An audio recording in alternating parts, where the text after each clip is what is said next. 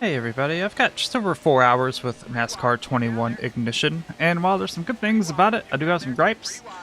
So I kind of just wanted to get into it, leave my first impressions. Don't mind this background video here too much, it's kind of just for memes while I talk. I'll have some other background video as I go over other things as well.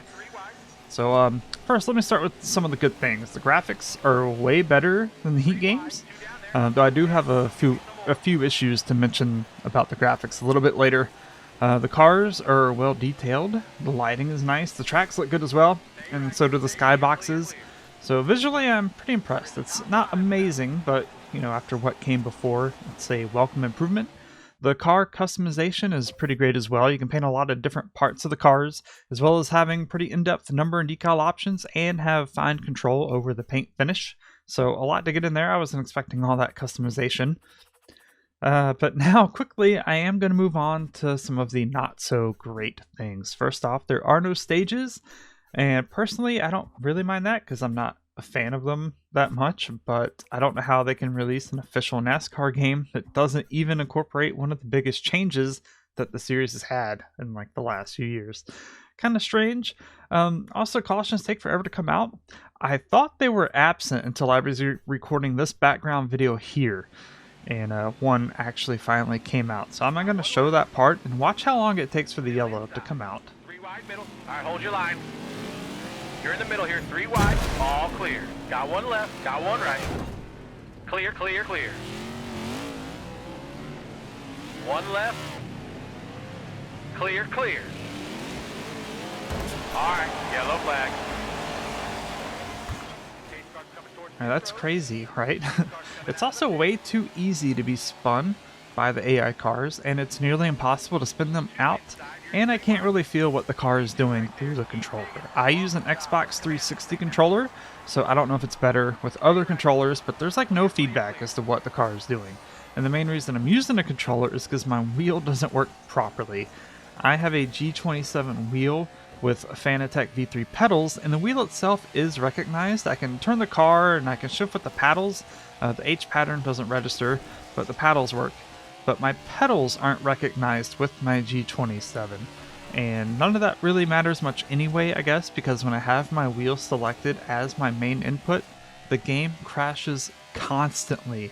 And it hasn't crashed once when I have my controller selected as my main input. So I don't know what's going on there, but it'd be nice if that could be fixed. Like most racing games, you can choose to have damage on or off, as well as tire wear and fuel usage. I started with damage on full, but I quickly turned it off due to AI wrecking me a lot and not being able to feel what the car is doing, so making a lot of mistakes and clobbering the wall. So I just changed it to visual only, and the visual damage does look pretty good. I'm impressed. You can see the fender like moving around, the hood popping up. Like, that's not bad. But yeah, I don't know. Maybe it's a me thing, not being able to feel the car with the controller. I wish they used the rumble more, like it'll rumble when you hit the wall and stuff, but not when you're like braking or breaking traction or anything like that. So I would like to see some tuning on that. I do have tire wear and fuel usage on, and I've hit every button in the game, and I don't see any way to see an overlay of how either one are, which is really strange. It even shows you can turn on like traction control and stuff like that and have little lights. I have those off so they never light up, but they don't show you your tire wear or your fuel usage. I don't know. I mean, maybe I just can't find it, but I don't know the button. Because speaking of the controls, there's no button layout map anywhere. There's nothing that tells you what each button does, and you can't rebind any buttons, which yeah, I wish they would add it so you can rebind some buttons. That's pretty weird. Back to the graphics, there are a surprising number of things to change. Now, I play this on PC, so I don't know how it is on console, but there's a lot of your standard sort of PC graphics you can change, but there are two things that bug me a lot. So I primarily play first-person shooters, and one of the first things I always do when I start a new game is I immediately turn off depth of field and motion blur. I don't like them. I think they look terrible. In this game, you can turn them both to low. You can't turn them off completely, so yeah, I wish you could turn those off. One other complaint, the camera while you're racing, and it doesn't matter what view you're in, the camera just shakes really hard. So don't go by the background video that I've been using here because I'm just wall riding at Bristol Dirt, so the camera's shaking more than it normally does. But even on like smooth tracks, the camera shakes really bad, and there's no like camera shake options. So that would be something nice to have, and it's like that in every single view.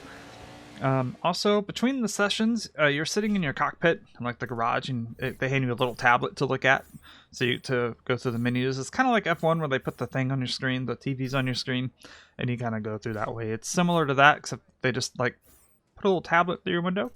There's a lot of car adjustments to make, which is nice. However, multiple times in this menu, I've had the menu just disappear and I couldn't select anything. The only way to fix it was to hit the start button and restart the session, and sometimes it took multiple times of doing that, and then I finally was able to get the menu to come back and I could play the game again. And then I guess finally here, a very small complaint is that in Winner's Circle it shows you with a fresh car and not whatever like beat up piece you finished the race with. And I guess that doesn't really matter so much in the grand scheme of things, but it would be nice. And yeah, I guess that's about it. This is just the first impressions video. So, I don't know. All in all, while graphically, yeah, this game is an upgrade than the previous series, there are some issues that I wish should be addressed and some features added.